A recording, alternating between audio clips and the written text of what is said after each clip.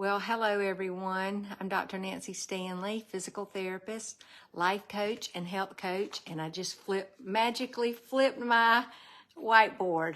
No, that's just a little settings that we do. So, but I want to talk to you tonight. This is part 2. On Tuesday night, I did part 1 where I talked about Alzheimer's and I dropped some information. And since that day, I have had several people tell me that my mama listened to this, or my dad listened to this, or I listened to this, and I just want more information. So I'm going to give you some more information today, and I'm a little bit preemptive with this because I haven't really done all of the research that I want to do, but I've had personal experience. Like I've told you, my mother died on a bed right here, weighing 67 pounds, with Alzheimer's.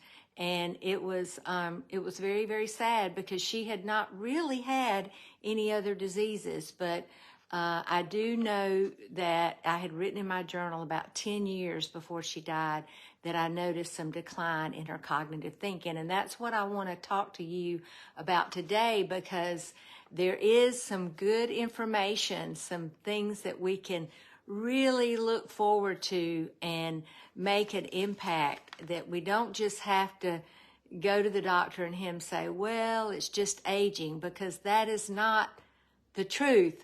There is more information to it. So I'm really sharing some information from several doctors that I follow.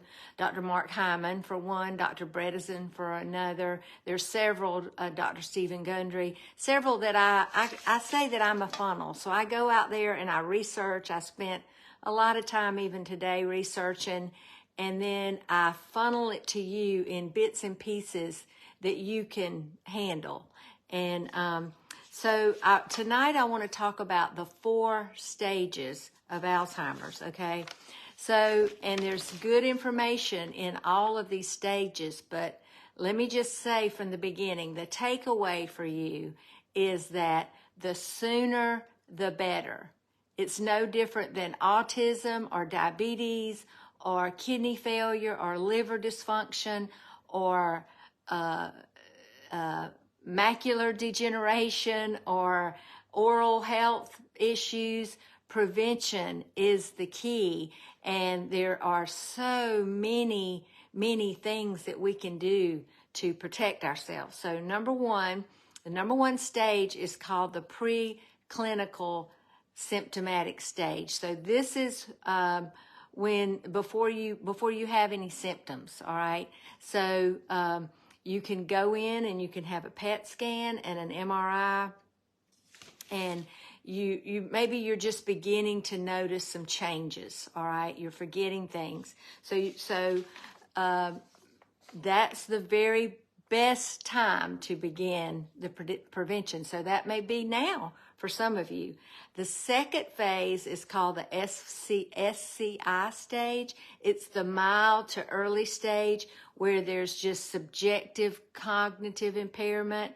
So you're still in the normal range when you're tested, when you take the Alzheimer's test. And you can go online and do this cognitive assessment test. I think it's free. But you know that something is not quite right, like maybe you're having trouble.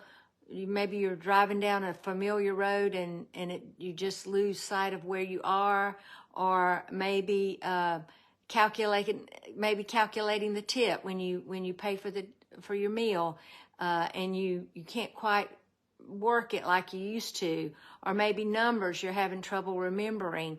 But this is a stage that's totally reversible with appropriate intervention and protocol. So I just want you to know that. All right, so this is why you need to get help and get on a protocol as soon as possible. Don't go to your doctor and hear him say, oh, well, you're just aging. That is not the case. There are other things to look at than just your subjective saying that you're forgetting these things. Don't accept that. Do not accept that, okay? So then number 3, so this subjective phase can last about 10 years. And like I said, with my mom, and this was before I knew all this, it lasted about 10 years, but it continually declined, all right? So virtually everyone that is in the SCI stage that I just named that undergoes Dr. Bredesen's protocol, or even some of these changes I'm going to mention, gets better, shows improvement. So I want you to know there's hope.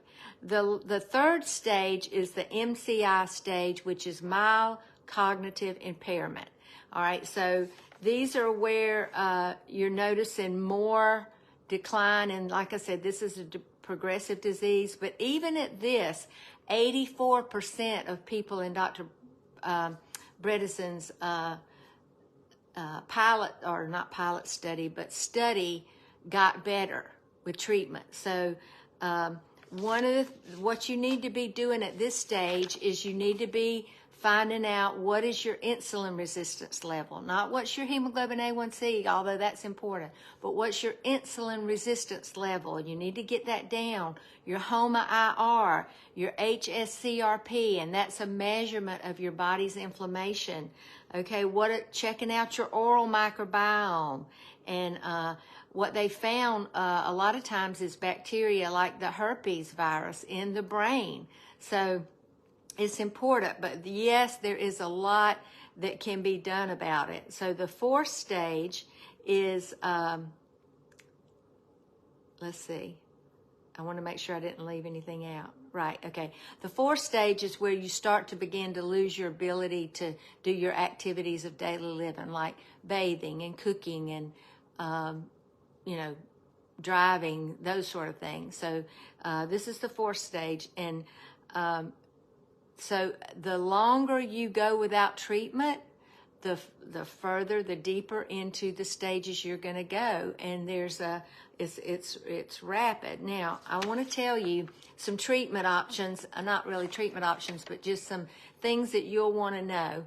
All right, so the biggest threat to your brain health is your oxygen levels, okay? Along with your glucose. I talked about glucose and ketones, but it's very critical, and many of you are dropping your oxygen levels during your sleep. And you can check this, I think, with a little Fitbit or whatever. You can check this out.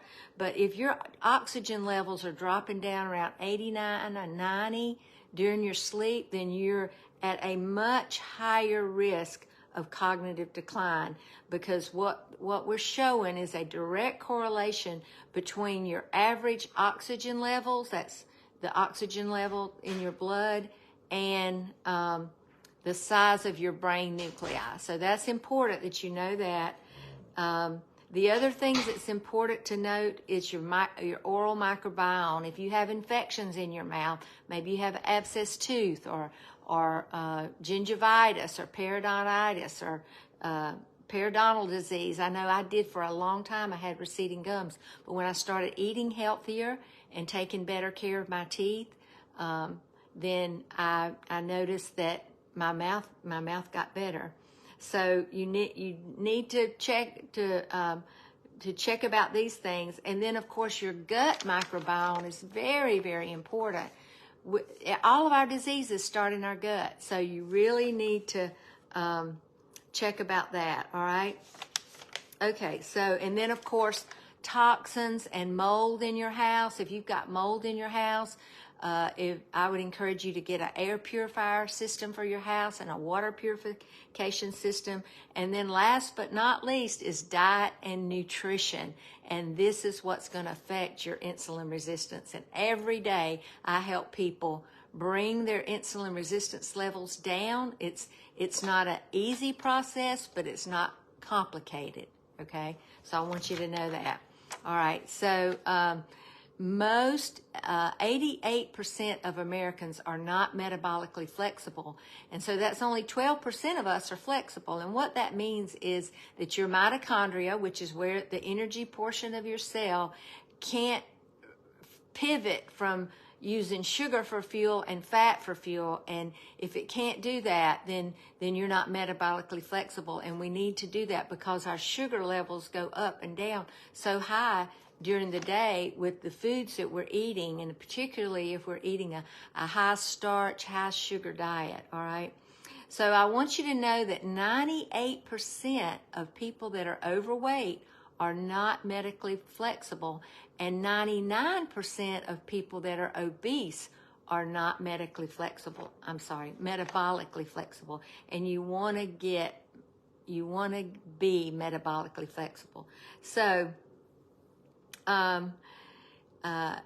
right now in the mainstream medicine, there's a lot that's backward. People are going to their doctor with these symptoms and they're just saying, oh, well, you're just aging. But that is not, you don't want to accept that. You want to, so if the doctor says it's just not that bad, then what about if you said, well, what if there was something better?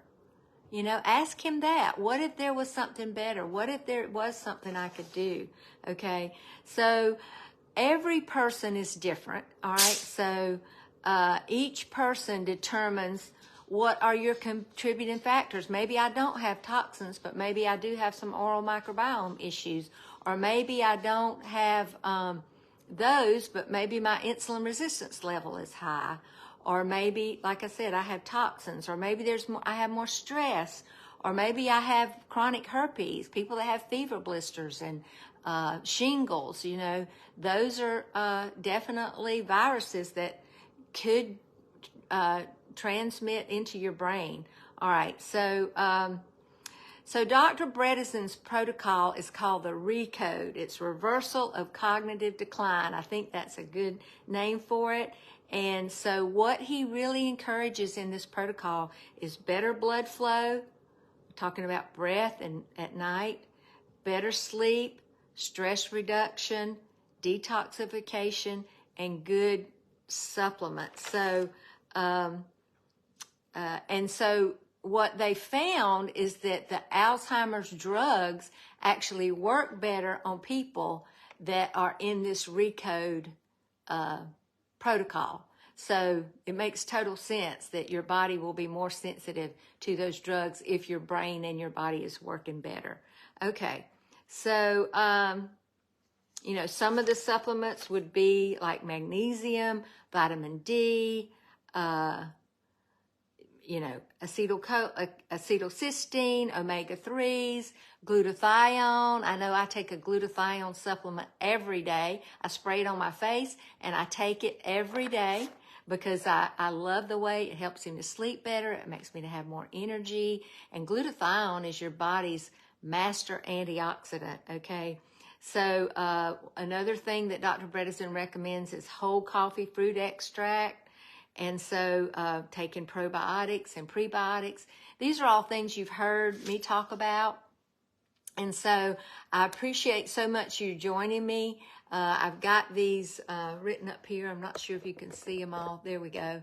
But you might want to jot those down. So we start with the preclinical, and then we go to the subjective cognitive impairment. But remember, this can be reversed, and even this can be reversed. So don't wait till you get to this. Start working on it. And it's very basic, simple things. So share this video if you know someone that would love to hear it. And comment below if this was new information. Just write new down there. And I would love to message with you if you have any questions or anything else I could help you with. So y'all have a great day.